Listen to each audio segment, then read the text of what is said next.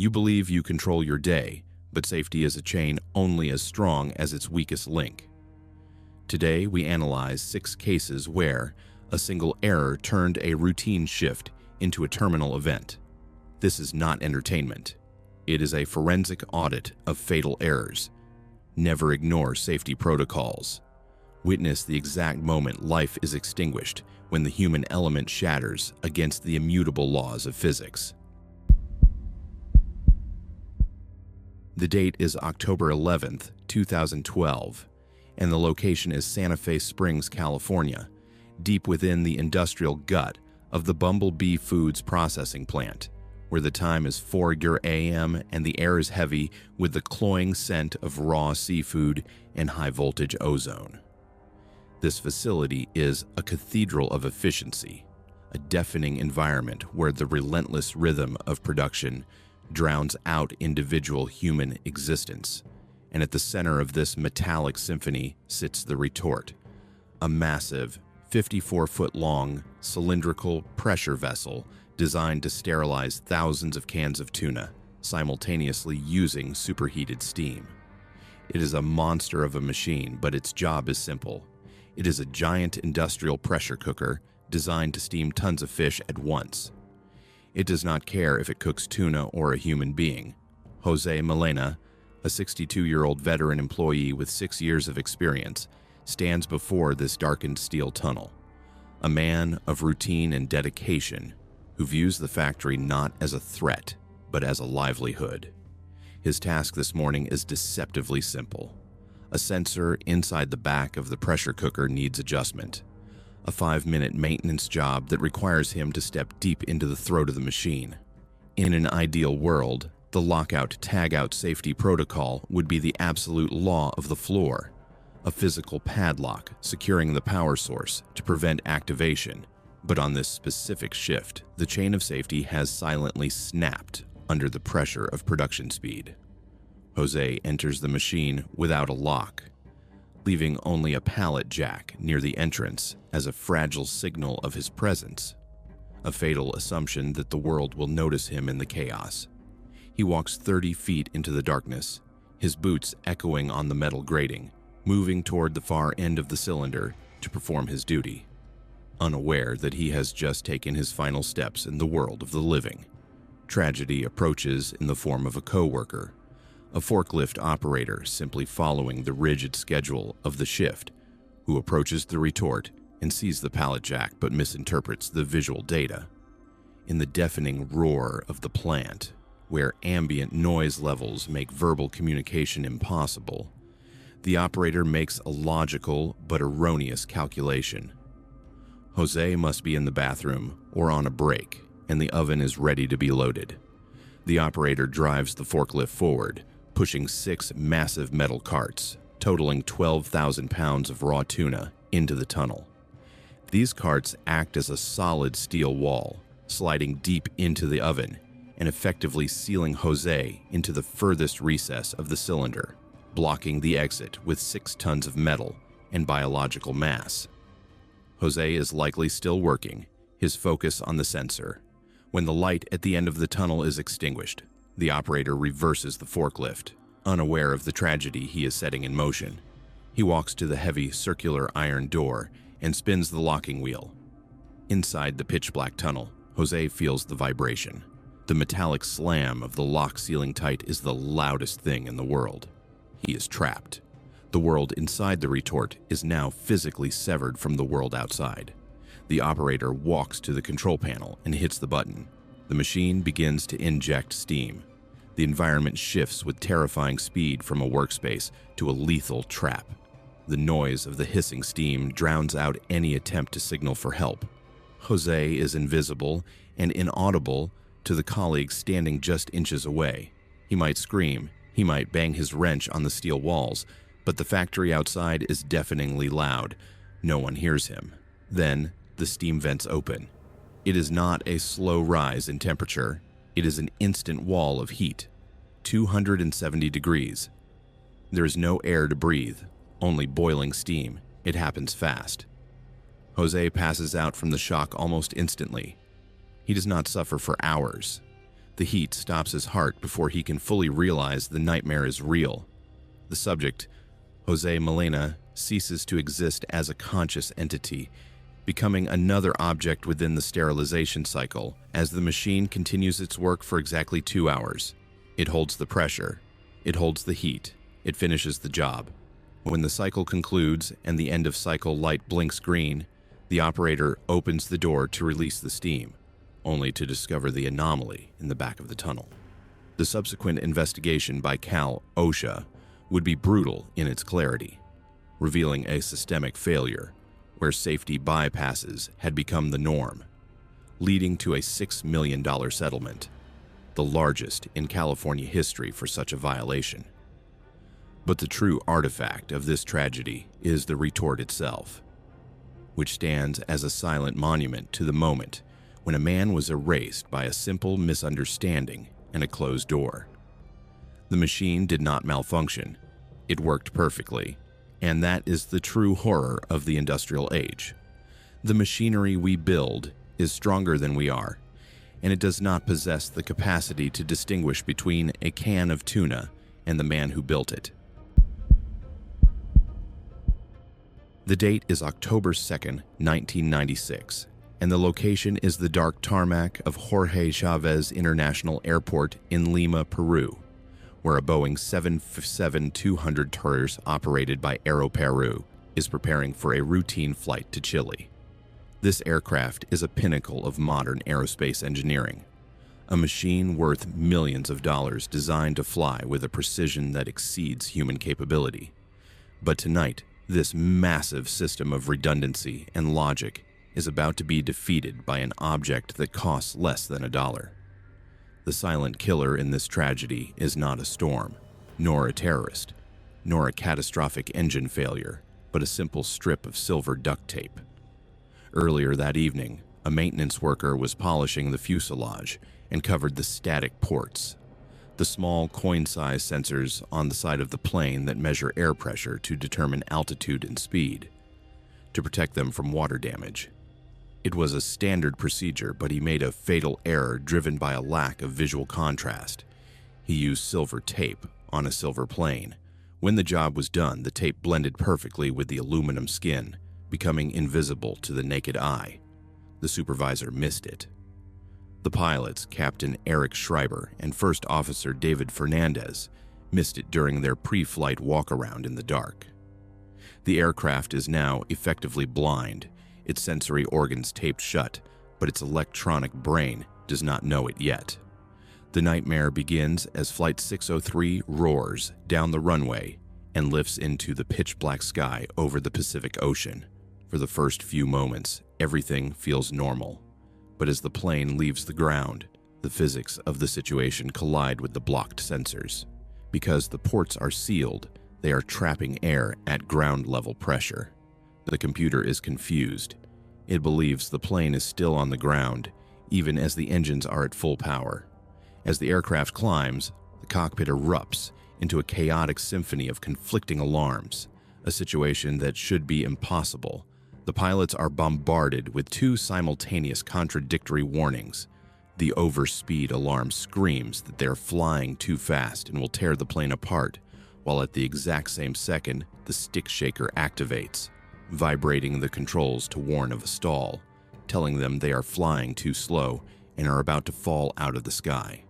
It is a logical paradox. You cannot be too fast and too slow at the same time. But the computer, blinded by the tape, believes both are true. The pilots are now flying in a state of sensory deprivation, with zero visibility outside the windows, no horizon, and instruments that are actively lying to them. Panic sets in as the minutes stretch into an eternity of psychological torture. Captain Schreiber fights to maintain control of a machine that has gone insane. He pulls up to avoid the fake overspeed, and the plane slows down dangerously. He pushes down to avoid the fake stall, and the plane speeds up toward the water. In a desperate attempt to find the truth, they contact air traffic control, asking for their altitude, believing the tower has an objective eye. This is a cruel illusion. The tower responds, confirming they are at 9,000 feet. The pilots relax, thinking they are safe. But they do not know the cruel technical reality. The tower's screen is simply displaying the data sent from the plane's own transponder. The tower is reading the same corrupted numbers that the pilots are seeing. The blind are leading the blind. The pilots are trapped in a closed feedback loop of error, convinced they are high in the air while they are actually descending rapidly toward the black waves. Gravity takes over. The altimeter reads 9,000 feet, but gravity dictates the truth. The only instrument that sees reality is the ground proximity warning system, which finally pierces the confusion with a robotic scream. Too low, terrain. It contradicts everything else in the cockpit. The pilots are disoriented, unsure if this is just another false alarm in a night of hallucinations. Before they can process this final contradiction, the left wing tip catches the surface of the water. The impact is not a cinematic explosion, but a violent shearing force that flips the 70-ton aircraft over, shattering the structural integrity instantly. The investigators later confirmed that the 70 souls on board do not drown. The impact forces are beyond the limits of human biology, and the end is immediate. In the morning, the wreckage is found floating on the water, but the true artifact is recovered later from the ocean floor. It is a piece of silver duct tape, 3 inches long, still stuck over the static ports on the left side of the fuselage. This small sticky strip was strong enough to blind a computer and bring down a jetliner. The tragedy of Flight 603 serves as a chilling reminder of the fragility of complex systems. We build machines of incredible intelligence, but on that dark night in Peru, the link was not a microchip or a hydraulic pump, but a simple visual error, proving that in the battle between human technology and the chaotic nature of reality, sometimes the smallest, cheapest object is the most dangerous thing in the world. The date is March 21st, 1986, and the location is the East Texas Cancer Center in Tyler, Texas. In this facility, technology is the new god, promising to burn away disease with invisible beams of energy, and the centerpiece of this technological hope is the Therac-25. It is a massive medical linear accelerator, a fully computer-controlled marvel designed to treat cancer patients with surgical precision. Ray Cox, a 33-year-old oil field worker, walks into the treatment room for a routine session to treat a small tumor on his shoulder. He lies down on the table, trusting the machine above him implicitly, unaware that he is lying in the barrel of a loaded gun that is about to be triggered by a simple typo. The hidden enemy in this story is not mechanical failure or human malice. It is a ghost in the machine, a flaw in the lines of software code. The danger here is absolute because the Therac-25 is different from its predecessors. Older machines had hardware safety locks, physical switches that prevented the beam from firing if the parts were not in the right place. But the Therac-25 removed these physical safeguards to save money and weight, relying entirely on software to keep the patient safe. It assumes the code is perfect, but it is not. In the control room, separated from Ray by thick concrete walls, the operator sits at a terminal, her fingers flying across the keyboard. She accidentally types X for X-ray mode, then quickly realizes her mistake, hits the up arrow, deletes it, and types E for electron mode. This sequence takes less than 8 seconds, but inside the computer's brain, this speed triggers a fatal synchronization error. The software gets confused. It tells the screen everything is safe, showing the harmless electron mode. But deep inside the machine, it makes a terrible mistake. The command for the high-intensity X-ray mode has already been sent to the hardware. It removes the thick protective shield, but keeps the power at maximum. It is like taking the safety glass off a welding torch, but turning the heat up to equal the surface of the sun.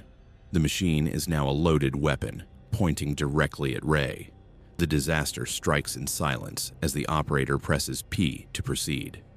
Inside the room, there is no dramatic explosion, only a buzz. But for Ray Cox, the experience is visceral and wrong. He feels a sudden, violent jolt of heat in his shoulder, like a red-hot poker being driven through his skin, and hears a sound like a frying egg. Ray feels an invisible fire stab his shoulder. He screams, "You burned me!" But the intercom is broken. The operator outside hears nothing. She sees a boring error code on her screen that says, "Malfunction 54." To her, it is just a computer glitch. She hits the button to continue. Zap. The beam hits him again. Ray rolls off the table in agony, pounding on the door, trying to escape a room designed to save him. He is terrified, but the machine just hums quietly. Ray stands in the lobby, holding his burning shoulder. He tells the doctors, "The machine hurt me." They look at him like he is crazy. They point to the computer screen. "Look," they say. The computer proves nothing happened. They send him home with some cream for a skin rash. But Ray is not crazy. He's walking dead. The radiation is already eating him from the inside out. Ray Cox eventually succumbs to the injury, becoming the primary victim of a software bug. The cause of this tragedy is the code itself, lines of text that exist in the abstract but have the power to destroy the physical. The Therac 25 disaster taught the world a brutal lesson. Code is not just math, it is physical force. When we remove mechanical safeguards and place our lives in the hands of digital logic, we are gambling that the programmer did not blink at the wrong moment. Ray Cox died because he trusted the machine, and the machine betrayed him not out of malice, but because of a split-second gap between a keystroke and a command, proving that in the digital age, a typo can be just as deadly as a bullet. The date is May 24th, 2001, and the location is the Talpiot Industrial Zone in Jerusalem, Israel, inside the Versailles Wedding Hall, a 3-story building that stands as a glittering monument to celebration. Tonight, the hall is packed with nearly 700 guests who have gathered for the wedding of Karen and Asaf Dror.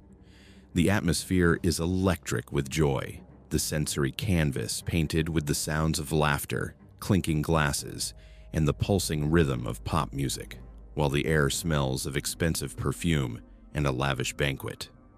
It is a moment of pure, unfiltered happiness, the kind of night where the outside world and its problems cease to exist. But beneath the polished marble floors and the festive decorations, a silent structural cancer has been growing for months. The building is not what it seems. It is a trap disguised as a palace. The secret killer in this story is a construction method known as Palcal. Invented by a man named Eli Ron, Palcal was marketed as a revolutionary, cheaper, and lighter way to build concrete ceilings using thin metal boxes instead of solid steel beams. It was a shortcut, a way to save money. And crucially, it was never approved by the official Standards Institute because it was fundamentally unsafe. The building's owners, driven by a desire to maximize space and profit, had recently removed load-bearing partitions on the 3rd floor to create a larger dance floor, effectively removing the legs of a table but expecting it to still hold a heavy feast. The victims are not just a single person, but the collective entity of the wedding party. The bride and groom are in the center of the room, surrounded by hundreds of their friends and family, young, beautiful, and completely unaware that they are standing on a structural time bomb. The guests assume they are safe. We assume that buildings do not simply disintegrate, trusting the architects, the engineers, and the inspectors. But in this case, that trust has been sold for profit. Weeks before the wedding, the owners noticed the floor was sagging.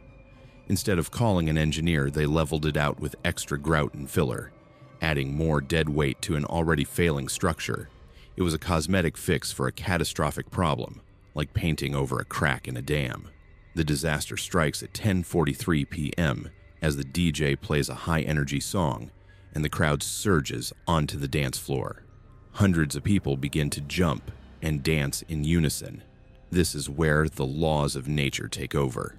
Hundreds of people jumping at the same time creates a rhythm. It acts like a giant hammer, hitting the weak floor over and over again. A normal floor could handle this, but this cheap floor cannot survive the beat. The floor begins to flex. The collapse happens in a split second. In the video footage that would later shock the world, you can see the moment the laws of physics snap. The floor does not crack. It vanishes. 1 second people are dancing, the next, they're suspended in the air. The failure is total as the entire central section of the third floor, the very heart of the celebration, shears away from the walls. Gravity wins instantly. The floor simply gives up. The third floor smashes down onto the second, and the weight is too much.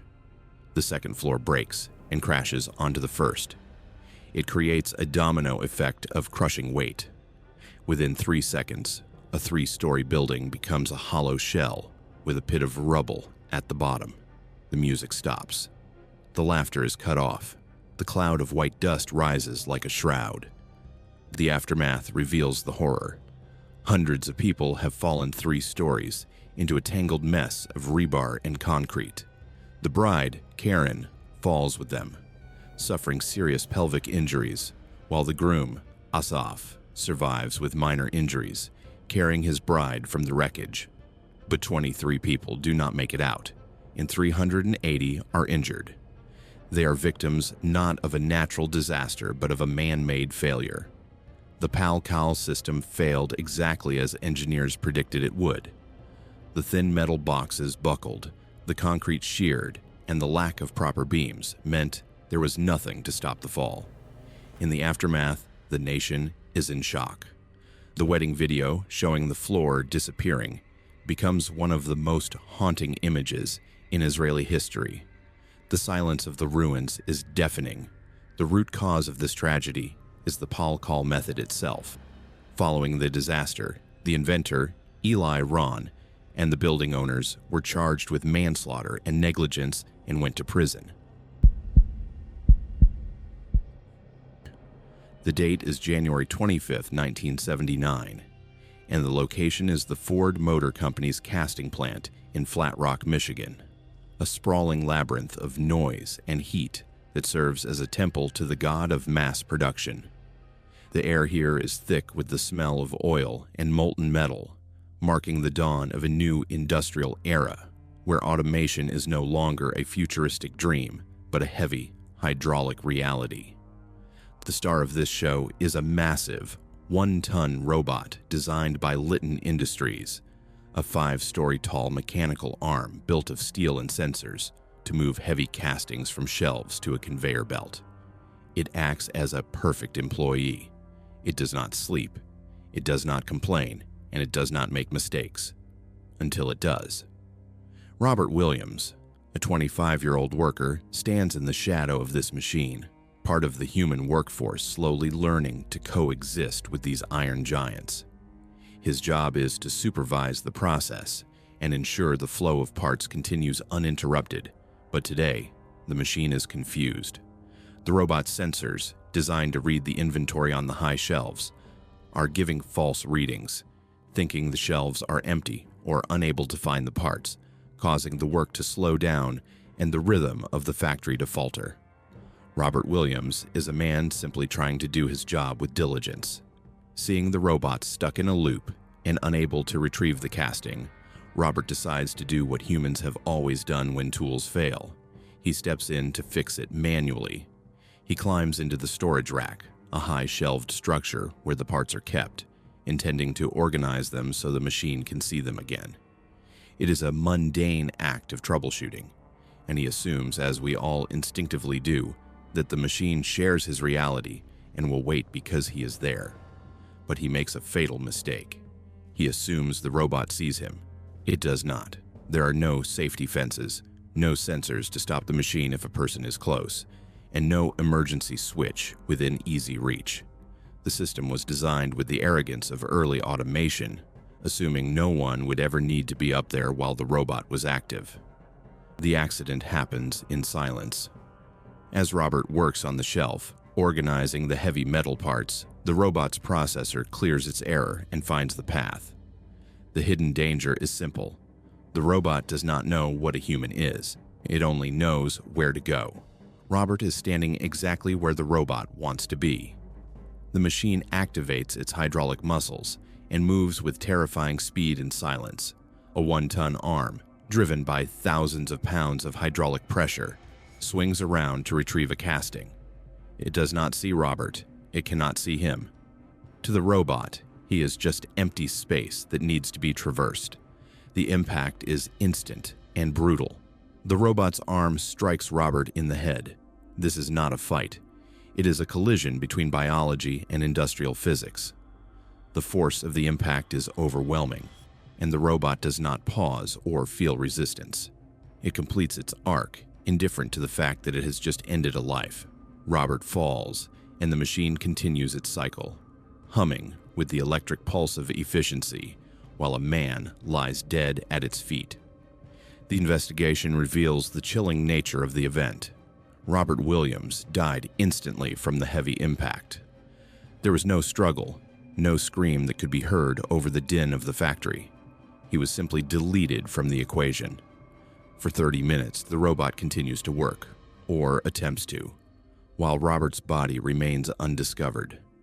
When workers finally find him, the scene is surreal, with the machine standing as a silent sentinel, unaware of the tragedy it has caused. This moment changed history forever. Robert Williams became the first human ever killed by a robot. His family sued the robot makers and won $10 million, proving the machine was unsafe. This signaled that the world recognized a new kind of danger, but the money does not change the philosophical weight of the event. The legacy is the fear that still lingers in every factory today. We build fences. We install light curtains. We write complex safety code, all because of what happened to Robert Williams. His death shattered the illusion that robots are our benevolent servants, proving that a robot is neither good nor evil. It is simply strong and blind. Robert was not killed by malice. He was killed by a set of coordinates and a machine that followed orders too perfectly. In the end, the story of Robert Williams is a warning. As we invite more intelligent machines into our lives, we must remember that they do not share our fragility, and they will break us without ever knowing we were there. The date is August 21st, 1986, and the location is Lake Nyos, a deep body of water nestled in the volcanic highlands of northwest Cameroon. It is a place of stunning natural beauty, surrounded by lush green hills and fertile valleys where farmers have lived for generations. The village of Nyos, located just below the lake, is a quiet community of simple rhythms, where families cook dinner, children play, and cattle graze on the slopes. As the sun sets on this particular Thursday, the air is calm, and there's no warning, no tremor in the earth, no ominous cloud on the horizon. The villagers go to bed under a clear sky, unaware that they are sleeping next to a loaded geological gun. The victims are not just one person, but the entire ecosystem of life in the valley. They trust the land and the lake, but they do not know that Lake Nyos is hiding a deadly secret. It is a rare kind of lake where the water at the bottom acts like a sealed trap. For centuries, carbon dioxide from magma deep within the earth has been seeping into the bottom of the lake, dissolving into the cold, high-pressure water, like a giant bottle of soda being shaken slowly, year after year, building up immense pressure under a cork of calm surface water. The hidden killer is this invisible gas. The lake is like a bomb waiting to go off. It is completely full of gas and just needs a tiny shake to explode. The trigger could be anything: a landslide, a sudden rain, a small earthquake, and while we do not know for sure what pushed it over the edge that night, something disturbed the water. The disaster begins shortly after 9 p.m. with a deep rumble from the lake, sounding like distant thunder. Then the cork pops. In a matter of seconds, the bottom water rises to the top, and as the pressure drops, the dissolved carbon dioxide explodes out of the solution, just like opening a shaken champagne bottle. A massive fountain of water and foam shoots 300 feet into the air, but the real killer is invisible. A cloud of carbon dioxide gas estimated at over 1 billion cubic meters is released instantly. This is the betrayal of nature itself. The air we breathe is a delicate mix, and suddenly, that mix is destroyed. Carbon dioxide is heavier than air, so it does not fly up into the sky. Instead, it hugs the ground, forming a river of invisible gas 50 meters high that begins to flow down the valley slopes at 40 miles per hour. It moves silently, extinguishing fires and silencing insects as it goes, flowing into the village of Nios. The process is terrifyingly simple. The gas enters the huts through open windows and cracks in the doors, pushing the oxygen out. The people inside are sleeping and do not wake up choking. They simply drift from sleep into unconsciousness. The gas puts them into a deeper sleep. It pushes the air out of their lungs. They do not gasp or struggle. Their hearts simply stop beating because there is no oxygen left. There is no violence, no blood, no destruction of property. The houses stand perfectly still and the pots are still on the stoves, but life is extinguished. The gas continues its journey, flowing further down the valley and covering a distance of nearly 16 miles, killing everything in its path. Livestock, birds, insects, until even the flies drop dead mid-air. The silence that follows is unnatural and absolute. Morning light reveals a scene that defies logic. A survivor who woke up on higher ground looks down into the valley and sees no movement, no smoke from cooking fires, no sound of cattle. He walks down and finds his neighbors looking as if they are simply resting, with no wounds on their bodies. The village of Nios has become a graveyard without a battle. Doctors later confirmed the cause: high levels of carbon dioxide in the blood. The gas dissipated by morning, leaving no trace of itself, only the aftermath. The only scar from this tragedy is the lake itself, which turned a strange rusty red color after the eruption, as iron-rich water from the deep was brought to the surface, looking like a wound in the earth. The catastrophe at Lake Nios killed 1,746 people and 3,500 livestock. It remains one of the strangest and most chilling natural disasters in recorded history, forcing us to confront the raw power of our planet. We live on a thin crust of stability, assuming the air will always be there to breathe. But on that night in Cameroon, the Earth reminded us that it is an alien engine, indifferent to our presence. The disaster led to the installation of degassing pipes in the lake, artificial straws that now vent the gas safely into the atmosphere, a technological attempt to tame a monster that sleeps beneath the water. But for the people of Nios, the lesson came too late. Sometimes, the most dangerous thing in the world is not what you can see, but the invisible air you trust with every breath. These victims had no choice. You do. Subscribe while you still can. Now, let's hold court in the comments. In the case of the robot, who is the real killer? The machine following its code? The programmer who made the error? Or the worker who entered the zone? Write your verdict below.